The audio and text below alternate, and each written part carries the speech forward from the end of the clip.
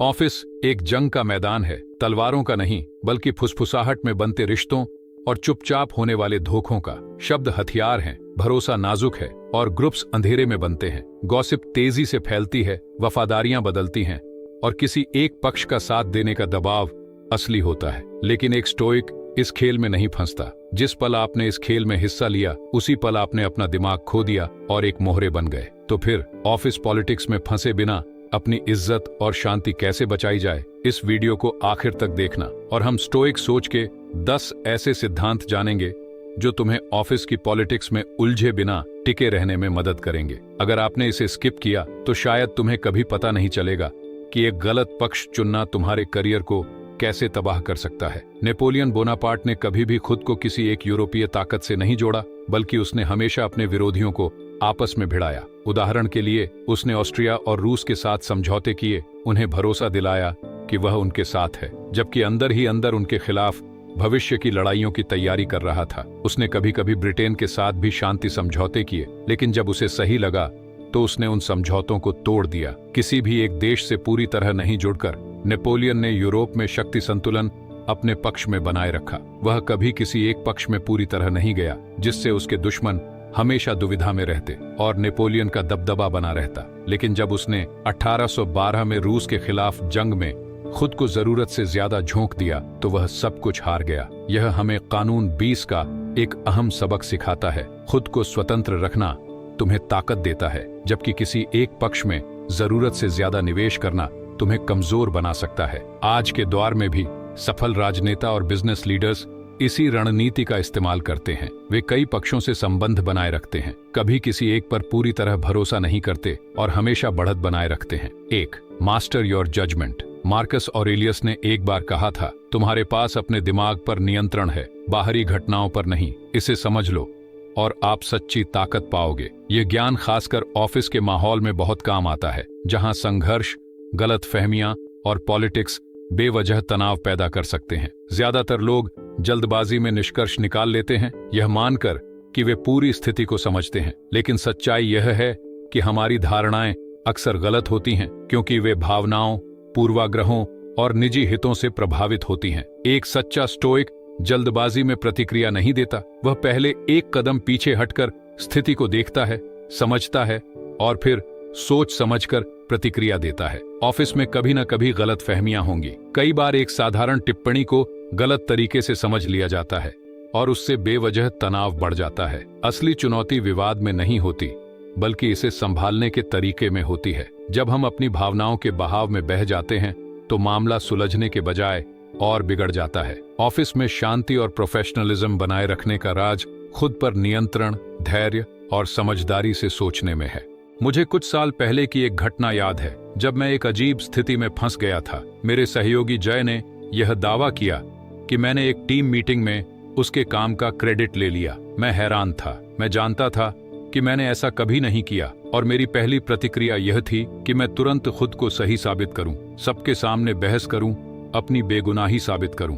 लेकिन तभी मुझे एक जरूरी स्टोइक नियम याद आया, कभी भी बिना स्पष्टता के प्रतिक्रिया मत दो। मैंने गुस्से या झुंझलाहट में जय से बहस नहीं की। दोपहर में मैंने उसे अलग बुलाया और कहा, जय, मुझे सुना कि तुम्हें लगा कि मैंने तुम्हारे काम का क्रेडिट ले लिया। मेरा ऐसा कोई इरादा नहीं था। क्या हम इस बारे में बात कर सकते हैं? मेरा इतना कहना था कि जय का रवैया पूरी तरह बदल गया। उसने माना कि वह मैनेजमेंट के दबाव में था और मीटिंग में उसने मेरी बातों को सही से नहीं सुना था। जो मामला एक बड़ी दुश्मनी में बदल सकता था, वह सिर्फ इस वजह से हल हो गया क्योंकि मैंने एक कदम पीछे लिया और भावनाओं के बजाय तर्क से जवाब दिया। यह अपने आप में एक महत्वपूर्ण सीख थी। असल जिंदगी में परिस्थितियां कभी पूरी तरह सही या गलत नहीं होती। ज्यादातर समस्याएं गलतफहमी, तनाव या निजी असुरक्षाओं से जन्म लेती हैं। इसीलिए किसी भी स्थिति पर प्रतिक्रिया देने से पहले 3 सवाल जरूर पूछने चाहिए। 1. क्या मेरे पास सारी जानकारी है? 2. क्या मैं अपनी भावनाओं के कारण गलत निर्णय ले रहा हूं? 3. इस स्थिति में मेरे नियंत्रण में क्या है? ये 3 सवाल हमें बेवजह के टकराव से बचाते हैं और हमें एक समझदार और स्थिर इंसान के रूप में स्थापित करते हैं। ऑफिस पॉलिटिक्स से बचना मुश्किल है, लेकिन इसे संभालने का तरीका हमारे हाथ में है। किसी भी ऑफिस में असली ताकत दूसरों को गलत साबित करने या बहस जीतने में नहीं होती, बल्कि अपनी भावनाओं को नियंत्रित करने में होती है। जब हम शांत रहते हैं, चीजों को निष्पक्ष रूप से देखते हैं और समझदारी से प्रतिक्रिया देते हैं, तब हम न केवल समस्याओं को हल करते हैं बल्कि अपने आसपास के लोगों से सम्मान भी कमाते हैं। किसी भी ऑफिस में सबसे मजबूत इंसान वह नहीं होता जो सबसे ज्यादा चिल्लाता है, बल्कि वह होता है जो अपने दिमाग को संभालना जानता है। तो don't be moved by emotional manipulation. आज के ऑफिस माहौल में भावनाएं तेजी से भड़कती हैं। ऑफिस पॉलिटिक्स हर जगह फैली होती है, गलतफहमियां आम हैं और इससे काम का माहौल तनावपूर्ण और भटकाने वाला बन जाता है। ऐसे माहौल में खुद पर काबू खोना बहुत आसान हो जाता है। गुस्सा और नाराजगी हम पर हावी हो जाती है, जबकि असली ताकत अपने भावनाओं पर नियंत्रण पाने में है। स्टोइक फिलॉसफी हमें यही सिखाता है, भावनाओं से बहने के बजाय उन्हें नियंत्रित करना सीखो। मान लो तुम्हारा कोई सहकर्मी गुस्से में आकर आपसे कोई शिकायत करता है। शायद मैनेजमेंट ने उसकी मेहनत को अनदेखा कर दिया या फिर किसी और ने उसकी आइडिया चुरा ली। वह चाहता है कि आप भी उसकी नाराजगी महसूस करो। इसी तरह तुम्हारा बॉस भी सीधे कुछ न कहकर तुम्हारे किसी सहयोगी के बारे में नकारात्मक बातें कह सकता है ताकि आप उस गॉसिप से प्रभावित हो जाओ। इन दोनों ही मामलों में एक चीज समान है, भावनात्मक खिंचाव। यह तर्क से नहीं बल्कि अन्याय की भावना और तुरंत प्रतिक्रिया देने की इच्छा से आता है। लेकिन जब हम भावनाओं के बहाव में आकर फैसले लेते हैं तो हम जल्दबाजी में ऐसे कदम उठा सकते हैं जो टकराव को और बढ़ा दें और हमारी प्रोफेशनल छवि को नुकसान पहुंचाए। स्टोइक फिलोसोफर सेनेका ने एक बार कहा था, हम वास्तविकता से ज्यादा अपनी कल्पना में दुख सहते हैं। ऐसे समय में खुद से यह सवाल पूछो, क्या यह सच में मेरी लड़ाई है? क्या मैं पूरी सच्चाई देख रहा हूं या बस किसी और की हताशा या महत्वाकांक्षा से प्रभावित हो रहा हूं? जो समस्या अभी बहुत बड़ी लग रही है वह कुछ समय बाद शायद उतनी महत्वपूर्ण न रहे। कई बार सबसे अच्छा कदम होता है कि बेवजह उलझने के बजाय शांत रहो और आगे बढ़ो। जल्दबाजी में प्रतिक्रिया देने से बचने के लिए सोचने और ठहरने की आदत डालो। गहरी सांस लो और भावना के बजाय तर्क को अपनाओ। जब तुम्हारा सहकर्मी अपनी परेशानी साझा करे तो उसकी बात सहानुभूति से सुनो, लेकिन खुद उसकी नकारात्मकता में मत बहो। इसके बजाय एक सीधा सा सवाल पूछो, अब आप इस बारे में क्या करने वाले हो? ये बातचीत को महज एक शिकायती चर्चा से आगे बढ़ाकर किसी ठोस हल की ओर ले जा सकता है। अगर ऑफिस में गॉसिप या छुपी हुई राजनीति चल रही हो तो फौरन निष्कर्ष पर मत पहुंचो। पहले देखो, तथ्यों को समझो और खुद को निष्पक्ष बनाए रखो। तुम्हारी ईमानदारी और प्रोफेशनलिज्म हमेशा ऑफिस पॉलिटिक्स से ऊपर होने चाहिए। अधिकांश ऑफिस विवादों की जड़ में धारणाएं, निजी पूर्वाग्रह और गलतफहमियां होती हैं। भावनात्मक उलझनों से खुद को अलग करने से हमें चीजों को वैसे देखने में मदद मिलती है जैसी वे वास्तव में हैं, न कि जैसी वे उस पल महसूस होती हैं। तुम्हें किसी ग्रुप का हिस्सा बनने की जरूरत नहीं, तुम्हें तुरंत प्रतिक्रिया देने की भी जरूरत नहीं। किसी भी कार्यस्थल में असली ताकत तुम्हारे विचारों, भावनाओं और प्रतिक्रियाओं पर नियंत्रण पाने में होती है। तो अगली बार जब ऑफिस की राजनीति या ड्रामा तुम्हें अपनी तरफ खींचने की कोशिश करे, यह याद रखना, आप किसी और की भावनाओं के मोहरे नहीं हो। तुम्हें ऐसी लड़ाइयां लड़ने की कोई जरूरत नहीं जो तुम्हारी नहीं है। इसके बजाय अपने काम, अपनी तरक्की और अपने अंदर की शांति पर ध्यान दो। 3. Do not seek approval, seek self respect. ज्यादातर ऑफिसों में बिना जाने ही एक अनदेखी जंग चल रही होती है, जहां लोग गुटों में बंट जाते हैं और जो इस खेल में शामिल नहीं होते वे अकेले पड़ जाते हैं। लोग ऐसा इसलिए करते हैं क्योंकि उन्हें अकेले रह जाने, अलग महसूस करने और बहिष्कृत होने का डर सताता है।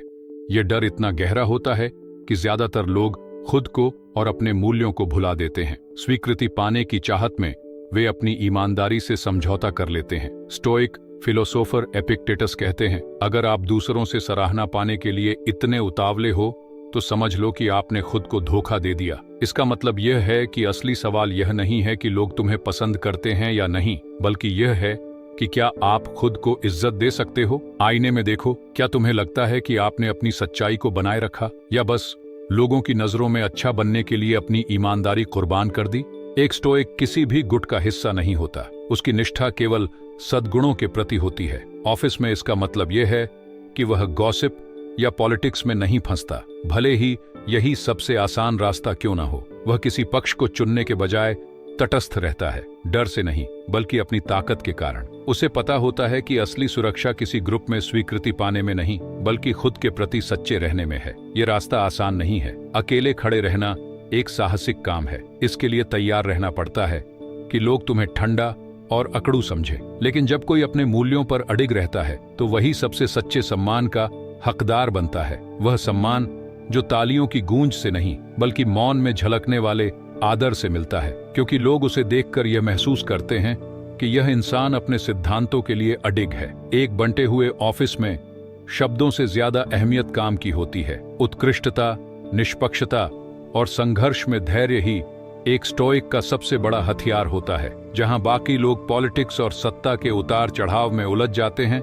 वहीं एक स्टोइक स्थिर बना रहता है, तर्कसंगत और संतुलित व्यवहार का उदाहरण प्रस्तुत करता है। दूसरे लोग ड्रामा में उलझते हैं, जबकि स्टोइक सिर्फ उसी पर ध्यान देता है जो उसके नियंत्रण में है, यानी उसका खुद का व्यवहार। आखिर में असली परीक्षा यह नहीं होती कि सहकर्मियों ने तुम्हें स्वीकार किया या ठुकरा दिया। असली सवाल यह है, क्या आप खुद को गर्व से देख सकते हो, यह जानते हुए कि आपने सिर्फ स्वीकृति पाने के लिए अपने मूल्यों से समझौता नहीं किया। स्टोइक की असली ताकत बाहर से नहीं बल्कि भीतर से आती है। इस दुनिया में जहां ज्यादातर लोग भीड़ में सुरक्षा ढूंढते हैं, वही व्यक्ति सच्चा विजेता होता है जो अपने सिद्धांतों पर अडिग रहता है, क्योंकि अंततः वही खुद से सच्चा होता है। 4. सी थ्रू द गेम।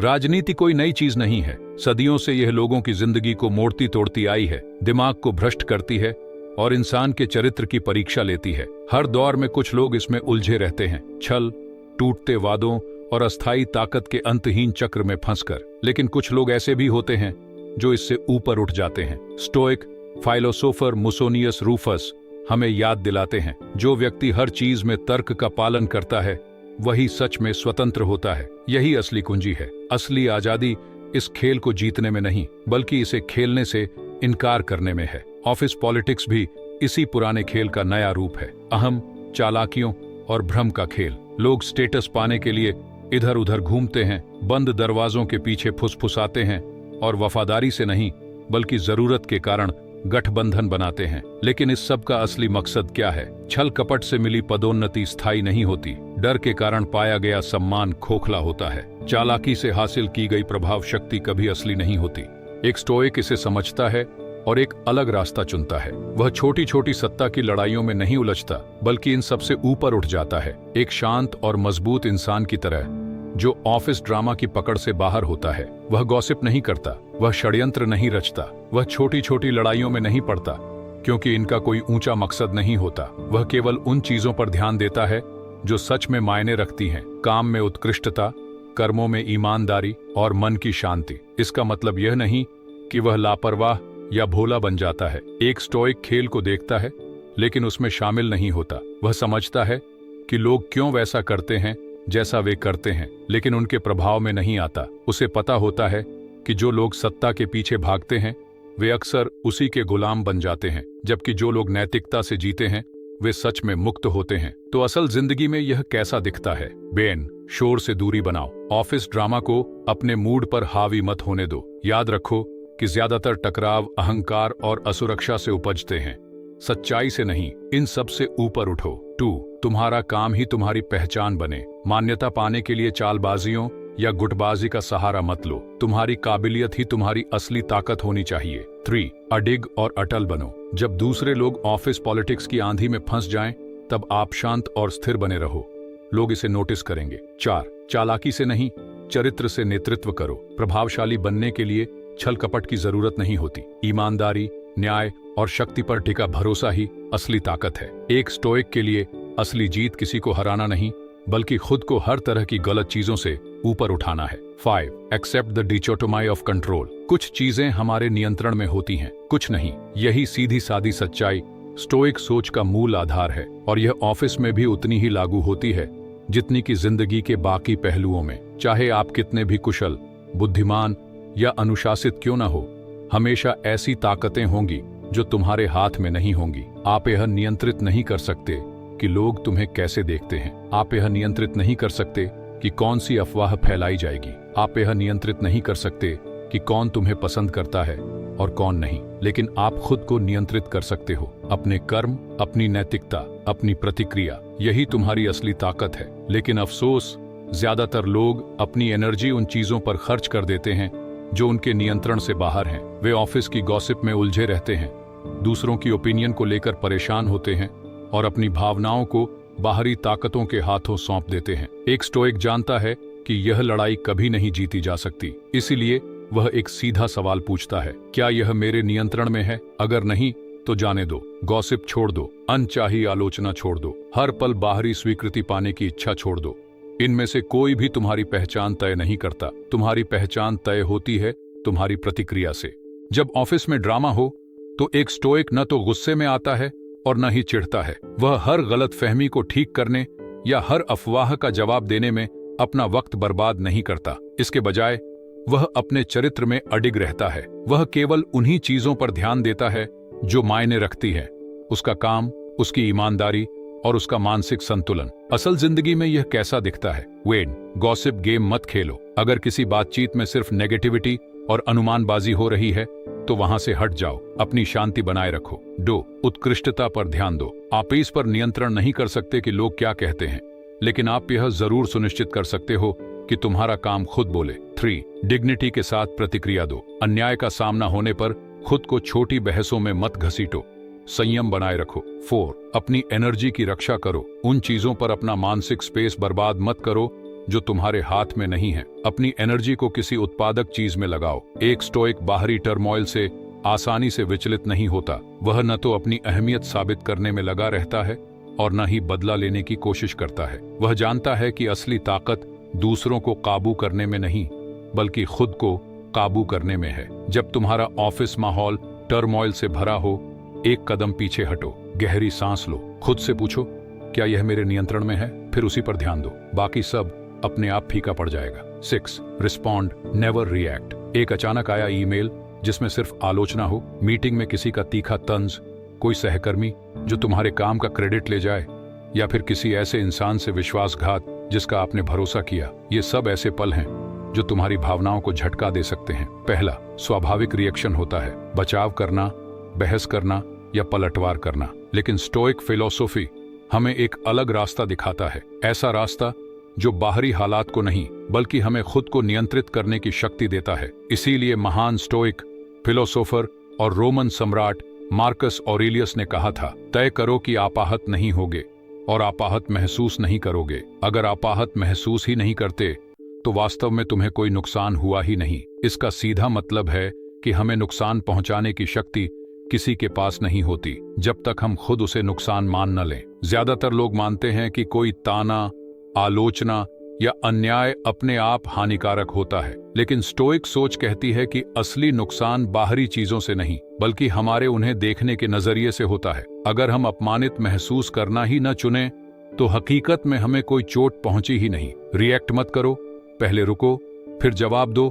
स्टोइक सोच का एक अहम नियम है जवाब देने से पहले ठहरना। ज्यादातर लोग चुनौतीपूर्ण स्थितियों में तुरंत प्रतिक्रिया दे देते हैं। वे गुस्से में कोई ईमेल भेज देते हैं, मीटिंग में तंज कस देते हैं या फिर अपनी झुंझलाहट में सहकर्मियों से शिकायत करने लगते हैं। ऐसा करने से कुछ पल के लिए राहत मिल सकती है, लेकिन बाद में पछतावा, रिश्तों में खटास और प्रोफेशनल छवि को नुकसान होता है। स्टोइक इसका उल्टा करता है। वह प्रतिक्रिया देने से पहले एक पल रुकता है। वह खुद को स्थिति से थोड़ा अलग कर लेता है, ठंडे दिमाग से सोचता है और फिर तय करता है कि सबसे सही प्रतिक्रिया क्या होनी चाहिए। कैसे सोचो, कैसे प्रतिक्रिया दो। जब तुम्हें कोई चुनौतीपूर्ण स्थिति का सामना करना पड़े, खुद से ये सवाल पूछो, क्या मेरा अहंकार, ईगो रिएक्ट कर रहा है या यह वाकई में महत्वपूर्ण है? कैसी प्रतिक्रिया मुझे लंबी अवधि में फायदा पहुंचाएगी? रिएक्ट करने और जवाब देने में जमीन आसमान का अंतर होता है। रिएक्शन भावनाओं से भरा, तुरंत और अक्सर पछतावे वाला होता है। जवाब सोच समझकर, ठंडे दिमाग से और असरदार होता है। अगर आप तुरंत रिएक्ट करते हो तो आप बाहरी घटनाओं के नियंत्रण में हो, लेकिन जब आप सोच समझकर जवाब देते हो तो आप खुद को नियंत्रित रखते हो। यही स्टोइक की असली शक्ति है। परिस्थितियां तुम्हारे मूड को तय न करें, बल्कि आप हालात के बीच स्थिर और शांत बने रहो। ऑफिस में इसे कैसे लागू करें? ऑफिस में संघर्ष और चुनौतियां तो आती ही रहेंगी, लेकिन जब अगली बार तुम्हें कोई चुभता हुआ ईमेल मिले, कोई गलत टिप्पणी सुनने को मिले या फिर पॉलिटिक्स के बीच फंस जाओ, याद रखना तुम्हारे पास एक विकल्प है। भावनाओं में बहकर तुरंत रिएक्ट मत करो। एक पल रुको, सोचो और फिर समझदारी से जवाब दो। इस तरह ओपोनफिस की उलझनों को तनाव के स्रोत से हटाकर आत्मविकास और मानसिक मजबूती का अवसर बना सकते हो। याद रखना, तुम्हारी असली शक्ति बाहर की दुनिया को काबू करने में नहीं, बल्कि खुद को काबू करने में है। 7. Never speak ill of others. Gossip एक जाल है। यह एक ऐसा अदृश्य झर है जो फुसफुसाहटों और सिर हिलाने के जरिए फैलता है। यह भरोसे को कमजोर करता है, टीम को बांटता है और संगठन की बुनियाद को खोखला कर देता है। सुनने में यह नुकसान रहित लगता है, कभी कभी मनोरंजक भी, लेकिन ऑफिस जैसे माहौल में जहां रिश्ते और छवि बहुत मायने रखते हैं, गॉसिप की विनाशकारी शक्ति सबसे ज्यादा असर डालती है। बहुत से लोग बिना सोचे समझे गॉसिप में शामिल हो जाते हैं।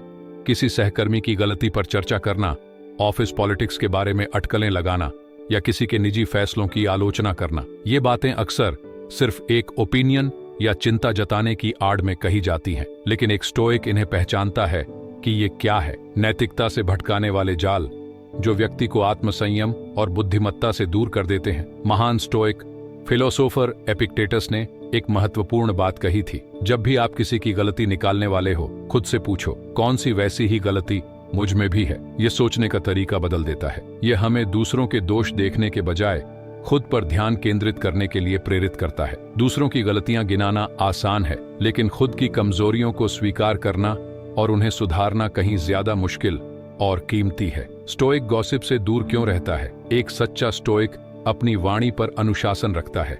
वह जानता है कि शब्दों का वजन होता है। वह दूसरों की बातें नहीं करता, और जब किसी सहकर्मी के बारे में पूछा जाता है तो वह या तो चुप रहता है या केवल वही कहता है जो सच, जरूरी और उपयोगी हो। इससे ज्यादा बोलना आत्मसंयम, रिश्तों और मानसिक शांति को नुकसान पहुंचाने के बराबर है।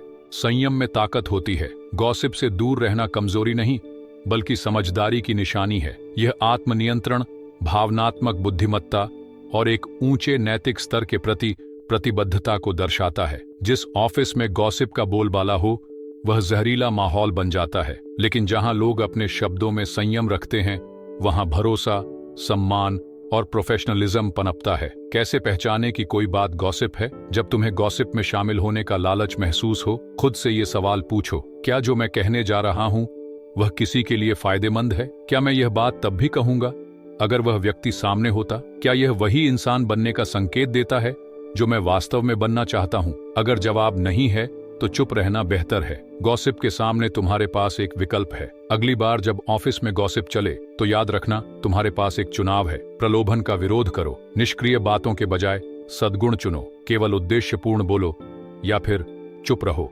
8. Embrace indifference to praise and blame. आज तारीफ करते हैं, कल तुम्हें गिराने की कोशिश करेंगे। यही ऑफिस की सच्चाई है। जब चीजें सही चल रही हों तो प्रशंसा की बौछार होती है, लेकिन जरा सी गलती हुई या किसी और ने खुद को ऊपर लाने के लिए तुम्हें नीचे धकेलना चाहा तो वही तारीफ आलोचना में बदल जाती है। जो कल तुम्हारी तारीफ कर रहे थे, आज वे तुम्हारी उपेक्षा करने लगेंगे। अगर तुम्हारी आत्ममूल्य की भावना दूसरों की ओपिनियन पर निर्भर करती है तो आप हर पल लोगों की बदलती धारणाओं के साथ डगमगाते रहोगे। महान स्टोइक फिलोसोफर सेनेका हमें याद दिलाते हैं, एक बुद्धिमान व्यक्ति को केवल अपनी स्वीकृति से संतोष होता है। इसका मतलब क्या है? इसका अर्थ है कि सच्चा आत्मविश्वास बाहरी दुनिया की मान्यता से नहीं, बल्कि भीतर से आता है। अगर आप दूसरों पर निर्भर हो कि वे तुम्हारी काबिलियत तय करें, तो आप उनकी सोच के कैदी बन जाते हो। उनकी सराहना तुम्हें ऊपर उठाती है, उनकी आलोचना तुम्हें नीचे गिरा देती है। इस स्थिति में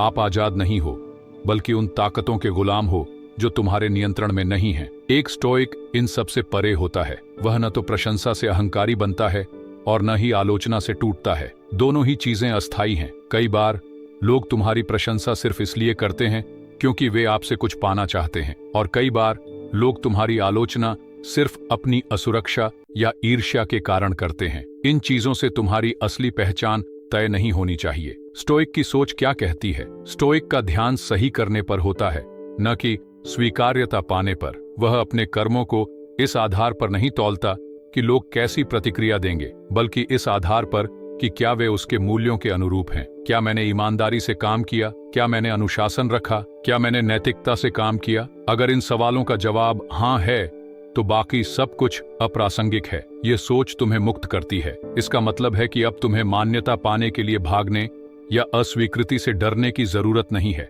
आप अस्थिर रह सकते हो, अपने काम पर ध्यान केंद्रित कर सकते हो और ऑफिस की राजनीति या बदलते समीकरणों से प्रभावित नहीं हो सकते। जब तुम्हारी प्रशंसा हो तो विनम्र रहो, इसे अपनी पहचान मत बनने दो। जब तुम्हारी आलोचना हो तो स्थिर रहो, जो फीडबैक उपयोगी हो उसे अपनाओ और बाकी को जाने दो। ऑफिस का माहौल कभी एक जैसा नहीं रहेगा। कुछ लोग तुम्हारा समर्थन करेंगे, कुछ आप पर शक करेंगे, लेकिन हर परिस्थिति में तुम्हारे पास एक विकल्प है। या तो दूसरों की ओपिनियन से नियंत्रित हो जाओ या अपनी आत्मसम्मान की नींव पर खड़े रहो। अगली बार जब कोई तुम्हारी तारीफ करे, विनम्र रहो। अगली बार जब कोई तुम्हारी आलोचना करे, अडिग रहो। दोनों ही स्थितियों में स्थिर रहो। 9. Practice strategic withdrawal. कार्यालय में तटस्थ रहना। असली शक्ति ऐसे कई मौके आते हैं जब किसी पक्ष को चुनने का दबाव असहनीय लगने लगता है। एक सहकर्मी उम्मीद करता है कि आप उनके झगड़े में उनका साथ दें। एक मैनेजर यह मानकर चलता है कि आप संघर्ष में उनकी तरफ होंगे। ऑफिस में लोग गॉसिप करते हैं, गुट बनाते हैं और आपको भी अपनी लड़ाई में घसीटने की कोशिश करते हैं। ऐसे समय में ऐसा लग सकता है कि आपको कोई एक पक्ष चुनना ही पड़ेगा, वरना लोग आपको अलग थलग कर देंगे। लेकिन समझदार व्यक्ति जानते हैं कि हर लड़ाई में कूदना जरूरी नहीं होता। समाधान क्या है? खुद को दूर कर लेना, डर से नहीं बल्कि समझदारी से। ऑफिस पॉलिटिक्स एक ऐसा खेल है जिसमें असली जीतने वाले बहुत कम होते हैं। आज जो लोग आपके साथ अच्छे हैं वे आपको कुछ समय तक फायदा पहुंचा सकते हैं, लेकिन कल हालात बदल सकते हैं। जो आज आपका समर्थक है वही अगले हफ्ते आपको नुकसान पहुंचा सकता है। जो समस्या आज बहुत बड़ी लग रही है, कल कोई उसे याद भी नहीं करेगा। एक स्टोइक बुद्धिमान व्यक्ति यह समझता है और ऑफिस की इन राजनीति भरी चालों का मोहरा बनने से साफ इनकार कर देता है। एक साधारण वाक्य आपको बचा सकता है, मैं दोनों पक्षों को समझता हूं लेकिन मैं तटस्थ रहना पसंद करता हूं। यह जवाब उन लोगों को निरस्त कर देता है जो आपको अपनी लड़ाई में घसीटना चाहते हैं, बिना उन्हें नाराज किए। अगर कोई फिर भी आपका समर्थन मांगे तो एक सीधा और दृढ़ उत्तर दें, मैं अपने काम पर ध्यान देता हूं, राजनीति पर नहीं। और अगर दबाव फिर भी बना रहे, चुप्पी साध लीजिए, क्योंकि स्टोइक्स कहते हैं चुप्पी भी एक शक्ति है। ज्यादातर लोग अपनी तटस्थता को सही ठहराने या सफाई देने की कोशिश करते हैं, लेकिन ऐसा करके वे अपनी शक्ति दूसरों को सौंप देते हैं। एक स्टोइक जानता है कि कभी कभी सबसे मजबूत जवाब कोई जवाब न देना ही होता है। वह समझता है कि जब आप किसी झगड़े में शामिल होते हैं तो आप उसे और बढ़ावा देते हैं, जबकि चुप्पी उसे खत्म कर देती है। इसमें अनुशासन चाहिए। एक ओपिनियन देना, किसी पक्ष का समर्थन करना या समूह का हिस्सा महसूस करना लुभावना हो सकता है, लेकिन तटस्थ रहना कमजोरी नहीं बल्कि बुद्धिमानी है। इससे आप ऑफिस की बेकार की लड़ाइयों में फंसने से बच जाते हैं और जब सब शांत होता है तब आपकी छवि भी साफ सुथरी बनी रहती है। जब लोग झगड़ों में उलझते हैं तो एक स्टोइक अलग नजर आता है। जब दूसरों से पक्ष लेने को कहा जाता है, स्टोइक स्थिर रहता है। जब शब्दों को हथियार बनाया जाता है, स्टोइक चुप्पी का चुनाव करता है। अगली बार जब आप किसी पक्ष को चुनने का दबाव महसूस करें, रुकें। झगड़े में शामिल होने की इच्छा को रोकें। शांति से, मजबूती से अपनी जगह पर टिके रहें, क्योंकि एक ऐसी दुनिया में जहां हर कोई शोर मचा रहा है, तटस्थता सिर्फ एक स्थिति नहीं बल्कि शक्ति है। 10. रिमेंबर, दिस टू शॉल पास। आज का नाटक कल की भूली बिसरी कहानी है। जो संघर्ष आज महत्वपूर्ण लगते हैं, जो ऑफिस की गुटबाजी निर्णायक लगती है, जो विश्वासघात चुभते हैं, ये सब समय के साथ महत्वहीन हो जाएगा। जो इस क्षण में बहुत बड़ा लगता है, वह कुछ समय बाद केवल एक धुंधली स्मृति बनकर रह जाएगा। कार्यस्थल की घटनाओं के अंतहीन चक्र में कहीं खो जाएगा। फिर भी एक इंसान कितनी बार क्षणिक तनाव के आगे झुक जाता है? वह किसी बहस को लेकर चिंतित रहता है, किसी अनुचित निर्णय पर कुंठित रहता है, या फिर तुच्छ ऑफिस राजनीति से विचलित हो जाता है, मानो यही उसका पूरा जीवन हो। लेकिन सच्चाई यह है कि ऐसा कभी नहीं था और न ही ऐसा होगा। मार्कस ऑरेलियस का एक प्रभावशाली दृष्टिकोण देखें। समय एक नदी की तरह है जो अनवरत प्रवाहित होती रहती है। घटनाएं आती हैं और चली जाती है, धारा में विलीन हो जाती है। कल्पना करें कि आप एक नदी के किनारे खड़े हैं और पत्तों को बहते हुए देख रहे हैं। वे दिखते हैं, कुछ क्षणों के लिए तैरते हैं और फिर बहकर हमेशा के लिए लुप्त हो जाते हैं। यही हर ऑफिस विवाद, हर तीखी बात, हर तनावपूर्ण पल के साथ होता है। यह सब समय की धारा में बह जाता है। तो फिर किसी ऐसी चीज से क्यों जुड़ें जो बस बह जाने वाली है? एक स्टोइक फिलोसोफी शास्त्र के अनुसार संतुलित व्यक्ति उन पत्तों का पीछा नहीं करता। एक स्टोइक नदी को रोकने की कोशिश नहीं करता, बल्कि एक स्टोइक नदी में स्थित एक चट्टान बनना चुनता है। अडिग अटल, अछूता। इसका अर्थ यह नहीं है कि वास्तविकता को नजरअंदाज किया जाए। इसका मतलब यह भी नहीं है कि जब जरूरी हो तब उचित कार्रवाई न की जाए, बल्कि इसका अर्थ है कि उन चीजों से भावनात्मक रूप से प्रभावित न होना जो 1 महीने, 1 साल या 1 जीवन काल में कोई मायने नहीं रखने वाली। यह सही दृष्टिकोण बनाए रखने की बात है। किसी संघर्ष के दौरान स्वयं से ये प्रश्न पूछें, क्या यह 1 साल बाद भी मायने रखेगा? क्या मेरी प्रतिक्रिया भावनाओं पर आधारित है या बुद्धिमत्ता पर? क्या मैं घटनाओं की लहर में बह रहा हूं या स्थिर खड़ा हूं? अधिकतर लोग रोजमर्रा की घटनाओं की लहर में बह जाते हैं। वे भावनाओं में बहकर प्रतिक्रिया देते हैं। वे मन में कटुता पाल लेते हैं। वे एक अस्थायी संघर्ष में ऐसे अपनी एनर्जी और संसाधन झोंक देते हैं मानो यह कोई स्थायी युद्ध हो। लेकिन एक स्टोइक व्यक्ति अडिग खड़ा रहता है। वह देखता है, समझता है कि सभी चीजें क्षणिक हैं। अगली बार जब ऑफिस की राजनीति आपको खींचने लगे, एक क्षण रुकें, उस नदी को याद करें। घटनाओं को आते और जाते देखें जैसे वे हमेशा होती हैं, और इन सबसे परे अडिग बने रहें। एक चट्टान बने, अडिग, अटल, अछूते। इस वीडियो को देखने के लिए धन्यवाद। यदि आपको यह उपयोगी लगा तो इसे लाइक और शेयर करें और अधिक उपयोगी सामग्री के लिए सब्सक्राइब करें।